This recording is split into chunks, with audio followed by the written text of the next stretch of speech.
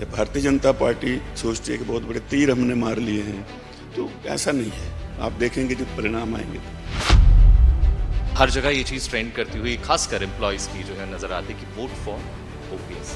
आपने गारंटी दी, वहीं सीएम कहते हैं कि बिना सेंटर के तो भाई साहब ये पॉसिबल है, कैसे करें? मुख्यमंत्री जी की मजबूरी है ये कहना, क्योंकि उन्होंने दिया नहीं। अब राजस्थान में दे दिया, छत्तीसगढ़ में दे दिया, वहाँ के एम्प्लॉयज़ को पूछिए, उनको मिलना शुरू है, तो वो कैसे मिल रहा है। अब कई लोग जो हैं वो हमारे ही सोशल मीडिया उस पे पेज पर आकर के राजस्थान से, छत्तीसगढ़ से कमेंट करते हैं कि भाई साहब हमें मिल रहा है। अब आप पिछले 5 वर्ष से पूरे जितने कर्मचारी हैं वो लगातार संघर्षरत रहे हैं, जेल गए, लाठीचार्ज हुए, पानी की बौछारें पड़ी हैं, केस बने हैं, ट्रांसफ़र्स हुई हैं। तो उस चीज़ को देखते हुए ठीक है, पहली प्राथमिकता है और आते ही करनी भी है और होगी भी। और जो ये लोग कह रहे हैं नहीं कर पाएंगे, उन्होंने शायद इसके जो फाइनेंशियल पार्ट को भी नहीं अभी तक स्टडी किया है। कुछ लोग कहते हैं वो वित्तीय बोझ पड़ जाएगा, ये मुझे पता है, मैं सरकार में मंत्री रहा हूँ। तो मैं हमेशा ये कहता हूँ कि इसका शुरुआती के 7-8 वर्षों में तो वित्तीय बोझ कोई पड़ना ही नहीं है, ये पैसा तो उन्हीं का है। हिमाचल टुडे देख रहे हैं आप, मैं हूं गौतम ठाकुर और हिमाचल टुडे की टीम धर्मशाला में है। कद्दावर नेताओं से आपका तारुफ करवा रहे हैं, जान रहे हैं कि आखिर क्या प्लानिंग चल रही है, किस तरीके से वो लोगों के बीच में जा रहे हैं, क्योंकि ये वक्त जो है वो बहुत कीमती है। ये वक्त इतना कीमती है कि कैंडिडेट्स के पास खुद के लिए वक्त नहीं है, क्योंकि जिस तरीके से वो लोगों के बीच में जा रहे हैं, लोगों से संपर्क कर रहे हैं, अपनी योजनाएं, अपनी स्कीम्स, अपने वादे लोगों तक पहुंचा रहे हैं, वो बहुत ज्यादा इंपॉर्टेंट है।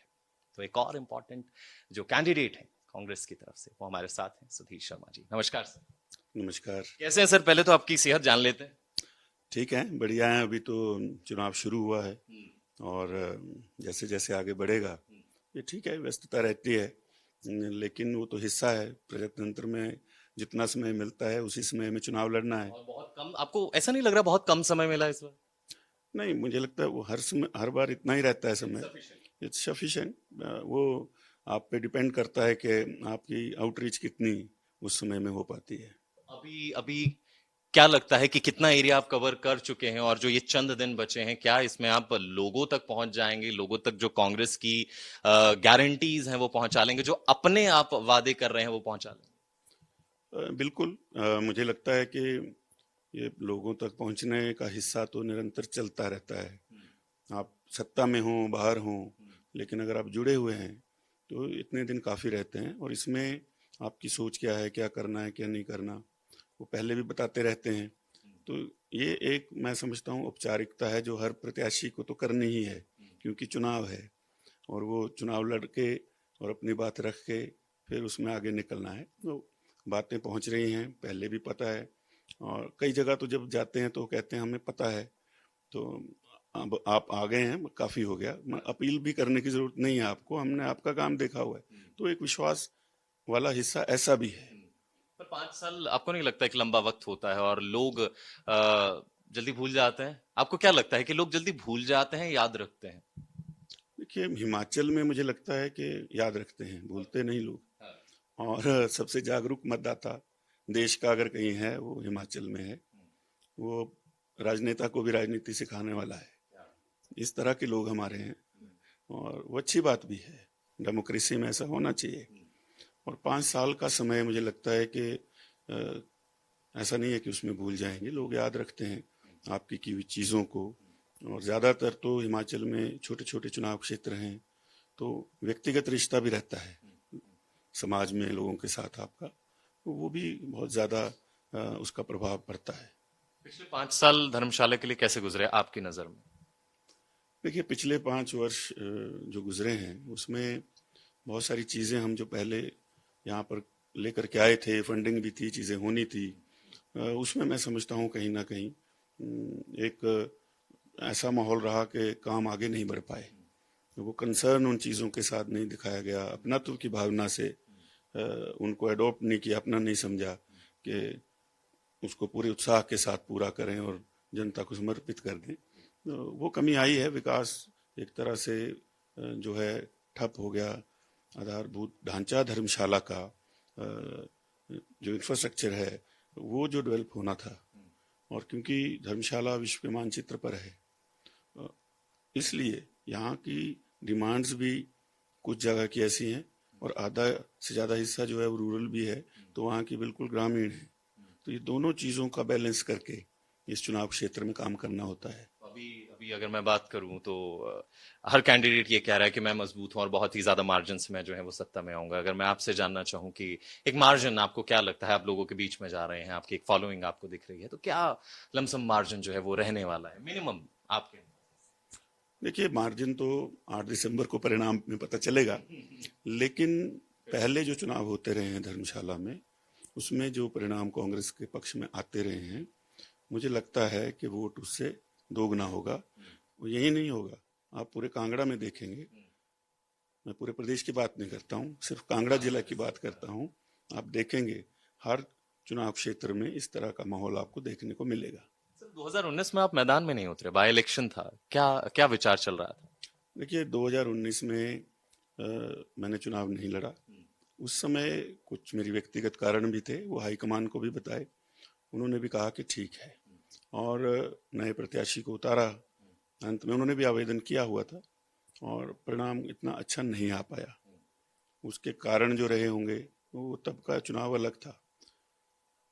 इलेक्शन जो है वो हर इलेक्शन अलग है, पंचायत का अलग है, जिला परिषद का अलग है, विधानसभा का अलग है, पार्लियामेंट का अलग है, और ये भी हर 5 वर्ष जो आता है वो अलग अलग हो जाता है, वैसा ही नहीं रहता, तभी सरकारें बदलती हैं।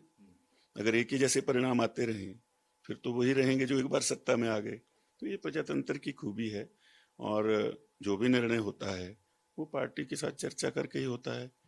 तो वही निर्णय लिया, आज फिर पार्टी ने जब हुक्म किया है तो खड़े हैं, भरोसा जताया है। कांग्रेस की सबसे पहली गारंटी ओपीएस को लेकर है सर, और ओपीएस एक बहुत ही बर्निंग इशू है अगर मैं हिमाचल का देखूं, और हर जगह ये चीज ट्रेंड करती हुई खासकर एम्प्लॉयज की जो है नजर आती है कि वोट फॉर ओपीएस।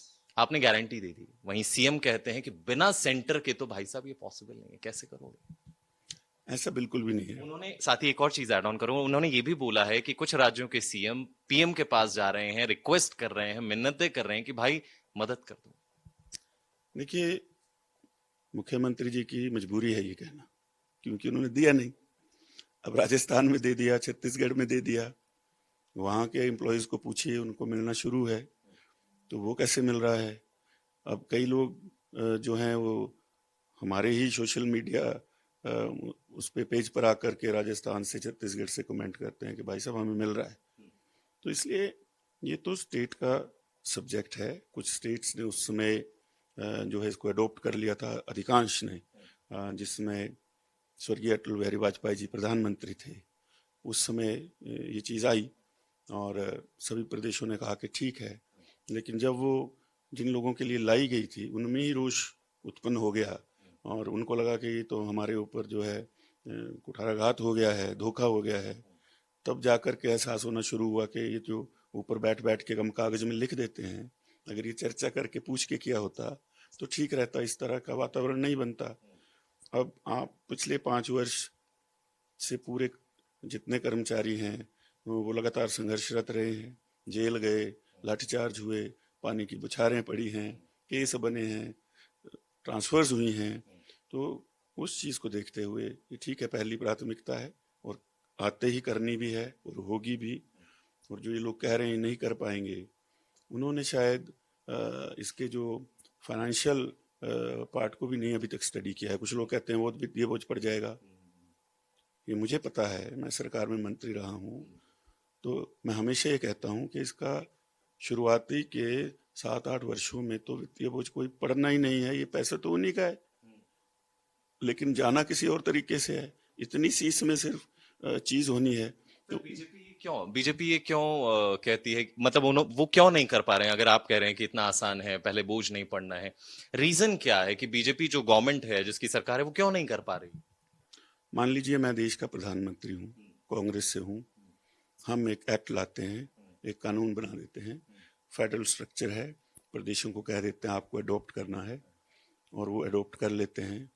कल को वो ठीक नहीं बैठता है तो जहाँ जहाँ भी कांग्रेस की सरकारें होंगी वो तो यही कहेंगे कि यही अच्छे थे, ठीक बोला इन्होंने, या तो रोल बैक कर लूँ, और नहीं करता हूँ तो वो चीज़ जो है कहीं ना कहीं उस चीज़ से जुड़ गई है कि वाजपेयी जी के समय में हुआ था, और हम अगर कर देंगे तो कहीं ना कहीं वो चीज़ पूरी भारतीय जनता पार्टी के ऊपर ना आ जाए। इसलिए वो अपना तर्क ये देते हैं कि नहीं करना है, जो है वो ठीक है, आप और मांगिए, इसके अलावा क्या चाहिए। तो अपना बचाव कर रहे हैं, वो कर्मचारियों का हित नहीं देख रहे। वैसे आपने जब ये बात बोली तो मुझे दूरदर्शन याद आ गया, उसमें भगवान कहते थे कि वत्स ये पूरा नहीं हो सकता, इसके अलावा कुछ और मांगो। एक और सवाल, ये कहा जाता है कि राहुल गांधी के बहुत करीबी हैं आप। आपको नहीं लगता कि इस वक्त हाईकमान का हिमाचल में होना बहुत ज्यादा जरूरी है? अभी प्रियंका गांधी जी की सोलन में एक रैली हुई है, आगे की प्रस्तावित है, लेकिन राहुल गांधी, सोनिया गांधी, प्रियंका गांधी की माफ कीजिए रैली हुई है, लेकिन इनका भी यहाँ होना बहुत ज्यादा जरूरी है। देखिए, प्रियंका जी की तो रैलियों का कार्यक्रम आ गया है, और सोनिया जी की भी रैलियां होंगी, राहुल जी आएंगे। आपने देखा होगा कि जो पार्टी से हमारा कुछ लोग जो प्रचारक आएंगे, स्टार प्रचारक ऊपर से, उनकी लिस्ट आई, उसमें राहुल जी हैं। लेकिन क्योंकि अभी वो यात्रा में हैं, उन्होंने एक संकल्प ले लिया कि मैं ये यात्रा करूंगा, और उसमें वो चल पड़े हैं। और उनका ये नेचर भी है बेसिक, कि जो ठान लिया वो करना है। हमने निवेदन किया है, बीच में समय निकले तो आप आइए, क्योंकि यात्रा भी चल रही है। अब ये देखते हैं, ये निर्णय उन पर है कि किस समय आप आएंगे, लेकिन आएंगे तो अच्छा रहेगा। हिमाचल की गुटबाजी, हिमाचल में कांग्रेस के अंदर जो उठापटक है, उसे कैसे देखते अच्छी बात है, प्रतिस्पर्धा रहनी चाहिए। और क्या, एक परिवार में 4 बेटे हों, जरूरी नहीं है एक जैसी सोच हो, एक जैसे हों, लेकिन हैं तो उसी घर में, और इससे प्रतिस्पर्धा बढ़ती है। हैं? तो कहीं ना कहीं नेगेटिव जा सकता मैं है। नहीं समझता, जिस तरह से लोग अब अपने अपने चुनाव को देख रहे हैं, उसमें जब जीत करके आएंगे तो भी उस गुटबाजी से क्या होगा। निर्णय तो अंततः जीते हुए विधायकों को और हाईकमान को करना है।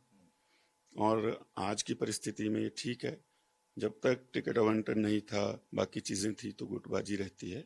अब मिलकर के सब लोग प्रचार में हैं, सरकार आएगी, उसमें किसको क्या करना, कहाँ रखना, वो बात की बात है, लेकिन पहले उस आंकड़े तक पहुंचना जो है वो जरूरी है। उसके बाद फिर से भी लड़ते रहें, जैसे मैंने कहा कि अच्छी बात, वो भी जरूरी, लड़ना जरूरी है। बिल्कुल जरूरी है। बाद में तो इकट्ठे ही बैठ के रात को भी रोटी खा के सो जाते हैं। लेकिन दिक्कत तब हो जाती है जब भाई घर छोड़ के चला जाए।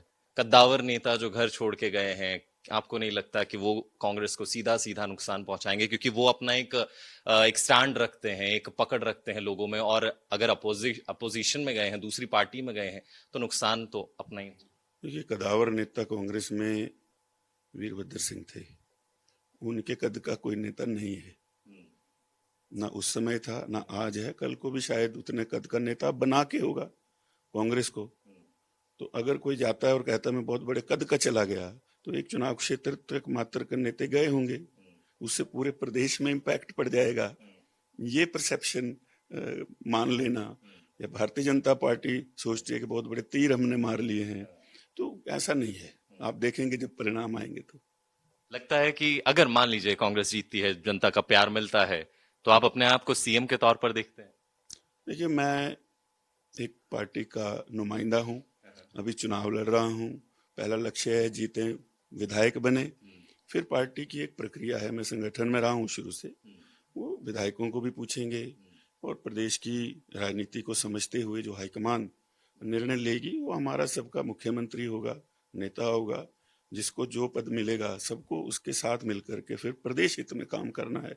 इसीलिए सरकारें जो हैं वो बनाई जाती हैं, तो उस निर्णय को मानेंगे, चाहे वो किसी के लिए हो। क्या बात। Thank you so much sir, आपके वक्त के लिए। बहुत ही बेहतरीन और बहुत ही एक आराम से, बहुत ही सिंपल से लहजे में सारी चीजों को जो है वो सामने रखा, और यही बहुत जरूरी है कि उस भाषा में, उस लहजे में बात की जाए जो लोगों को अपील करे, लोगों तक पहुंच जाए। अब देखना यही है कि ये जो लोग हैं, ये जो जनता है, ये जो वोटर हैं, ये किसको अपना मोहब्बत, अपना प्यार, अपना सारा स्नेह देते हैं और हिमाचल की सियासत देते हैं, क्योंकि वही शख्स तय करेगा, वही पार्टी तय करेगी कि आखिर आने वाले 5 सालों में हिमाचल का भविष्य क्या होने वाला है। तो फिलहाल के लिए मुझे यानी गौतम ठाकुर विद कैमरामैन जग्गी दीजिए इजाजत। नमस्कार।